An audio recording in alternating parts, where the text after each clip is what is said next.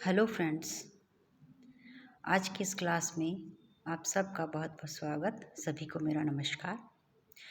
पिछले व्याख्यान में हमने जो है अपना फर्स्ट पेपर का फर्स्ट टॉपिक शुरू किया था, समाजशास्त्र की उत्पत्ति, जिसमें जो है हमने देखा था कि ऑगस्ट कॉम्ट ने समाजशास्त्र की उत्पत्ति के लिए मुख्य रूप से फ्रांसीसी और औद्योगिक क्रांति को इसका जिम्मेदार बताया है कि इन क्रांतियों के परिणाम स्वरूप समाज में कुछ ऐसे परिवर्तन हुए थे जिन्होंने कि एक नया शास्त्र रचने के लिए विद्वानों को विवश कर दिया। और उन्हीं विद्वानों में से ऑगस्ट कॉम्ट जो है ऐसे विद्वान हुए जिन्होंने जो है इन परिवर्तनों, इनसे उत्पन्न हुई समस्याओं और उन समाज में फैली अव्यवस्थाओं और व्यवस्थाओं का अध्ययन किया।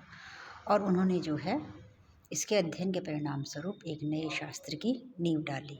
तो उन्होंने जो है यहाँ पर मुख्य रूप से फ्रांसीसी और औद्योगिक दो क्रांतियों का इन्होंने जिक्र किया है।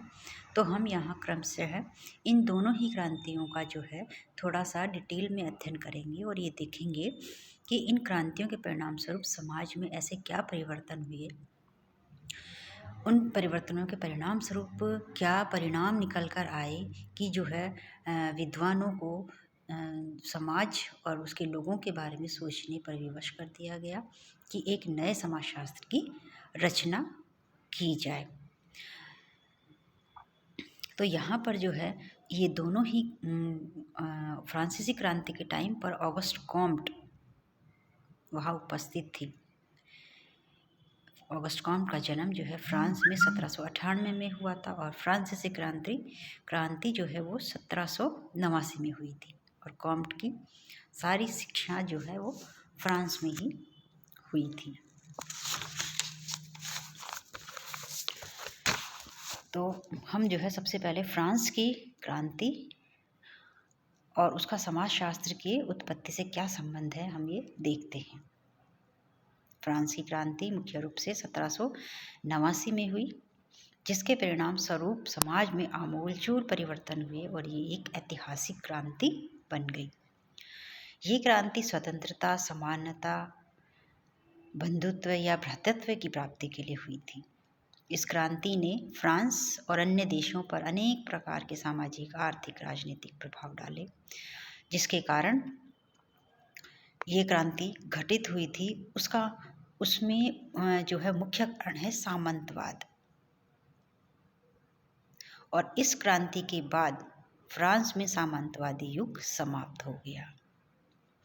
इस क्रांति का फ्रांसीसी समाज व्यवस्था पर इतना प्रभाव पड़ा कि एक नया स्वरूप जो है वहाँ की व्यवस्था को मिला और उसका प्रभाव न सिर्फ फ्रांस की समाज व्यवस्था पर बल्कि अन्य देशों पर भी उल्लेखनीय प्रभाव इसका पड़ा।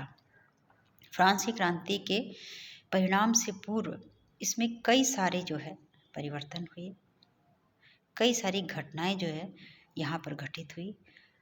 उनके बारे में हम चर्चा करते हैं कि इस क्रांति के परिणाम स्वरूप फ्रांस में कौन कौन सी घटनाएं घटित हुई। फ्रांसीसी समाज की अगर हम संरचना देखें तो वो जो है एक सामंतवादी समाज था, जिसमें संपत्ति एस्टेटों में विभाजित थी, स्टेट्स में विभाजित थी। प्रत्येक समाज में स्तरीकरण की व्यवस्था होती है और विश्व में कोई भी ऐसा समाज नहीं है जहाँ पर स्तरीकरण ना हो या श्रेणियों में विभाजित ना हो। हर समाज जो है किसी न किसी आधार पर विभाजित ही रहता है। कोई भी समाज बिना श्रेणी विभाजन के संगठित या व्यवस्थित भी नहीं रह सकता, क्योंकि एक बहुत बड़ी व्यवस्था को एक साथ बनाए रखना नामुमकिन होता है। लेकिन जब वह छोटी छोटी व्यवस्थाओं में बढ़ जाता है तो उस पर आसानी से नियंत्रण रख करके उसको व्यवस्थित किया जा सकता है। तो अन्य यूरोपीय समाजों की तरह फ्रांस में भी सामाजिक स्तरीकरण की व्यवस्था थी और वहाँ पर ये स्तरीकरण की व्यवस्था जो है वो सामंतवाद के रूप में थी। इस स्तरीकरण की व्यवस्था में एक वर्ग श्रेणी दूसरे से उच्च या निम्न होती थी। भाई जहाँ पर विभाजन होगा, स्तरीकरण होगा, वहाँ पर तो असमानता ही पाई जाएगी। एक स्तर उच्च होगा, एक श्रेणी उच्च होगी और एक स्तर या श्रेणी निम्न होगी। तो फ्रांस में इस उच्चता और निम्नता का निर्धारण वर्गों को प्राप्त अधिकार और प्रतिबंधों के आधार पर होता था। जो उच्च श्रेणी में आता था उनको अधिक अधिकार प्राप्त थे, उनके ऊपर प्रतिबंध कम होते थे, और जो निम्न श्रेणी में आते थे उनको अधिकार कम थे और उनके ऊपर प्रतिबंध ज़्यादा थे। तो फ्रांस में मुख्यतः स्तरीकरण में 3 श्रेणियाँ थी। इसके लिए हमें जो है फ्रांस जैसे समाज की संरचना को थोड़ा सा इसमें देखना होगा कि जो समाज, फ्रांस का समाज जो श्रेणियों में बटा हुआ था वो मुख्य रूप से 3 श्रेणियों में था। एक तो प्रथम संपदा वर्ग, दूसरा द्वितीय संपदा वर्ग और तृतीय संपदा वर्ग। मतलब जिनके पास भूमि पर जिनका अधिकार था, संपदा जिनके पास थे, या हम कहें कि फर्स्ट एस्टेट, सेकंड एस्टेट और थर्ड एस्टेट। तो फ्रांस के सामाजिक संगठन में प्रथम संपत्ति समूह में धर्म नेता होते हैं। मतलब फ्रांस का जो पहला संरचना सोपान है प्रथम संपदा वर्ग, उसमें धार्मिक नेता होते हैं। इन धर्म नेताओं को आर्क बिशप, बिशप या कॉर्डिनल आदि के नामों से जाना जाता है। फ्रांसीसी क्रांति से पहले ये पतित हो गए थे।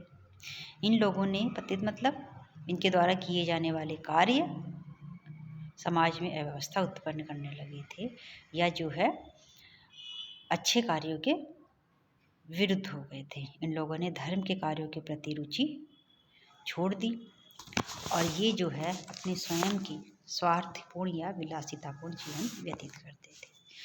तो कुछ धार्मिक नेता राजनीतिक गतिविधियों में लीन हो गए और कुछ जो है अपने ऐशो आराम में की गतिविधियों में, जैसे कि मद्यपान, जुआ आदि में जो है समय बिताने लगे। और उच्च स्तरीय धार्मिक नेताओं ने अपने कर्तव्यों का पालन करना छोड़ दिया और उन्हें निम्न श्रेणी के पादरियों को अधिक धार्मिक कार्य करना पड़ता था। मतलब जो उच्च पद पर आसीन थे, प्रथम संपदा वर्ग के उच्च पदों पर आसीन जो धार्मिक नेता थे, उन्होंने अपना कार्य करना तो बंद कर दिया, अपना सारा समय जो है अपनी रुचि के कार्यों में व्यतीत करने लगे। इससे क्या है कि जो उनके जो नीचे निम्न श्रेणी के लोग थे, जो पादरियों के रूप में थे, उनको जो है अधिक कार्य करने पड़ते थे। तो इन छोटे और निम्न स्तर के पादरियों में भी आर्थिक स्थिति भी खराब थी और ये लोग गरीबी से त्रस्त होते थे, क्योंकि इनके पास कार्य तो अधिक थे लेकिन अधिकार कम थे। इनकी आर्थिक स्थिति भी अच्छी नहीं थी। तो हम इस प्रकार से देखें तो प्रथम जो है संपदा वर्ग जो है उसमें धार्मिक नेता आते हैं और ये धार्मिक नेताओं में भी जो है उच्च स्तरीय और निम्न स्तरीय होते थे, उनमें भी स्तरीकरण था। फिर आता है इसमें द्वितीय संपदा वर्ग।